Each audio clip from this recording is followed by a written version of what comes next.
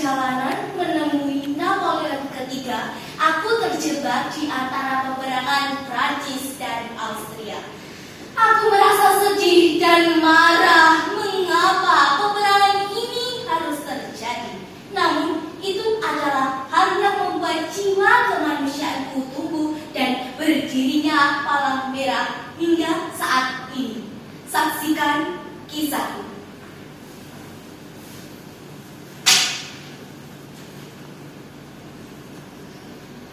Assalamualaikum warahmatullahi wabarakatuh.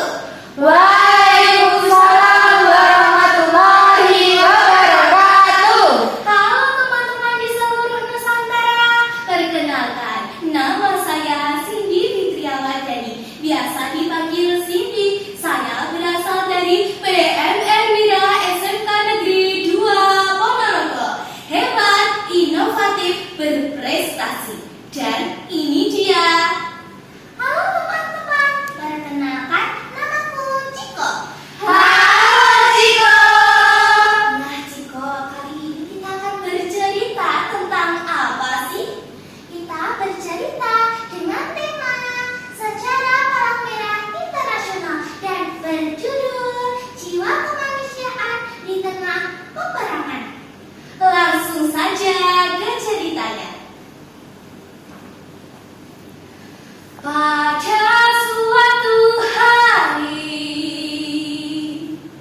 Pada suatu hari, tanggal 24 Juni 1859, di musim panas yang panas dan suram, langit Italia menangis tanpa air mata karena bergetar oleh dentuman senjata.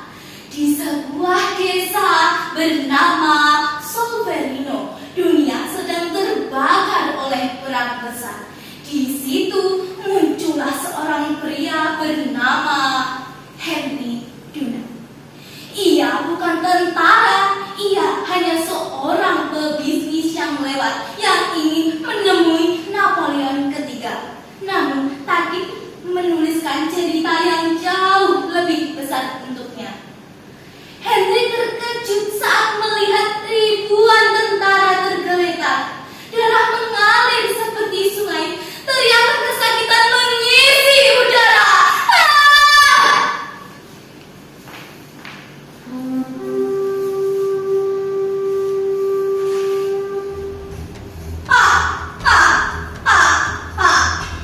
Aku, Franz Joseph, bertemu lagi denganmu, Napoleon.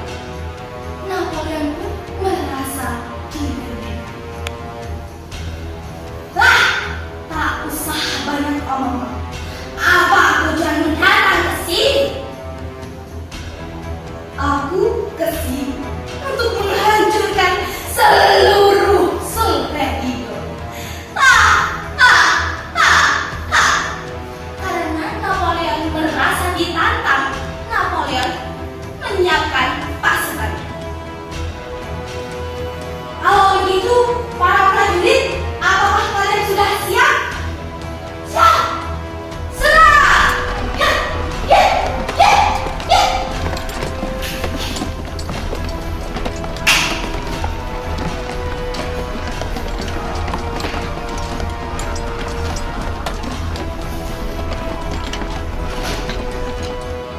Dung! Dung! Dung! Dentuman dan korban berjatuhan terus terjadi. Henry tak bisa tinggal diam. Ia melihat prajurit dari Prancis maupun Austria tergeletak seperti daun-daun gugur, berdarah, menangis sendiri. Tanpa peduli siapa mereka, ia membalut luka dengan robekan kain. Sepertinya tanganmu terluka. Akan kubantu.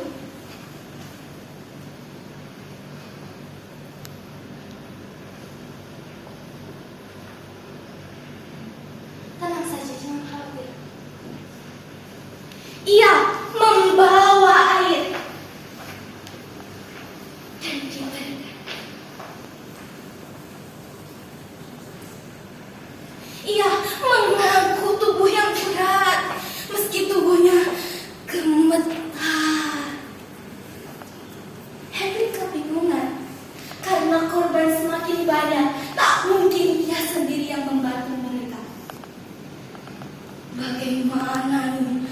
korban semakin banyak. Tak mungkin aku sendiri yang membantu mereka. Aku membutuhkan bantuan. Lalu Henry mengetuk pintu rumah-rumah warga dan meminta tolong. Saya mohon bantuan kalian untuk membantu para korban, para wanita sebagai suster dan lansia untuk membantu. Para warga pun setuju dan Henry pun bergegas. Sudah tidak ada waktu lagi, mari kita ubah gereja menjadi rumah sakit dan dapur menjadi rumah tempat memasak bagi para korban. Lalu warga pun kebingungan karena benda dan barang yang dibutuhkan sepertinya kurang. Pak Henry, bagaimana nih? Benda dan barang yang dibutuhkan sepertinya kurang. Kalau begitu, bagi yang mempunyai tempat tidur, alas, dan benda yang dibutuhkan, bawa ke sini. Baik, Pak Henry.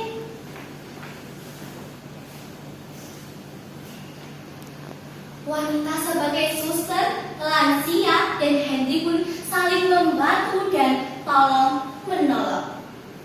Di suatu senja, Henry memegang tangan seorang prajurit Prancis dan prajurit tersebut berbisik. C'est ton cité, dia mafami, ton soleil, tueku. Di tempat lain, prajurit Austria pun berkata lemah. BNJ disengkin, berkonen dan pigmen, anandel. Lalu Henry menulis semua pesan itu bukan di batu, bukan di prasasti, tapi di lembar hati dan kertas kecil agar dunia tahu di tengah kebencian, cinta masih bersuara. Beberapa hari kemudian perang mereda. Henry duduk di bawah pohon. Tubuhnya lelah, namun ia ingin mengabadikan kisahnya. Aku ingin mengabadikan kisahnya. Korban perang sekitar 40.000. Wanita sebagai suster, lansia saling membantu. Teman-teman, tahu tidak nama judul bukunya apa?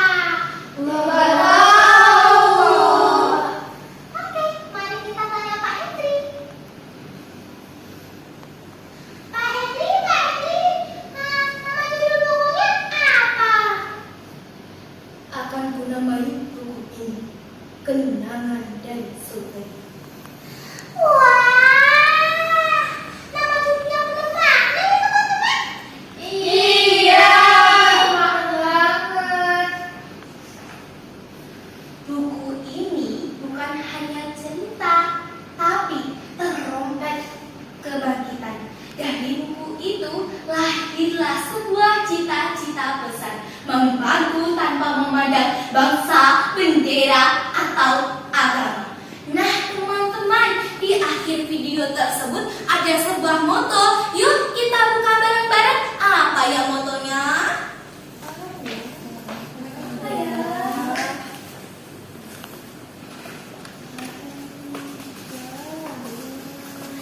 Moto tersebut adalah Siamo tutti fratelli, kita semua bersaudara. Tidak sampai situ saja. Setelah bertahun-tahun berjuang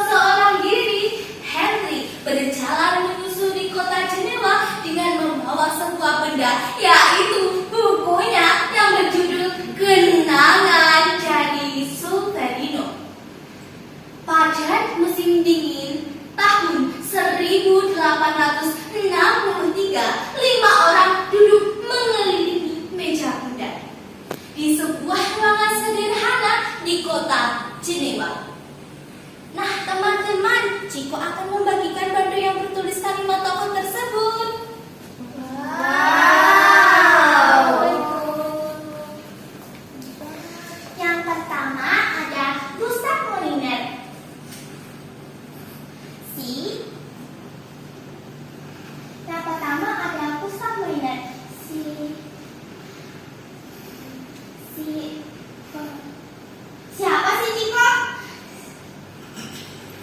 Bijaksana namun tegas. Yang kedua ada Willem Hendrik Dufour, seorang jenderal tua namun lembut hatinya. Yang ketiga ada Louis Appia, seorang dokter yang melihat luka perang dengan mata kepala sendiri. Yang keempat ada Theodor Monod, tabib tua yang murah senyum, dan tentu saja si pemilik mimpi besar, yaitu Henry Dunant.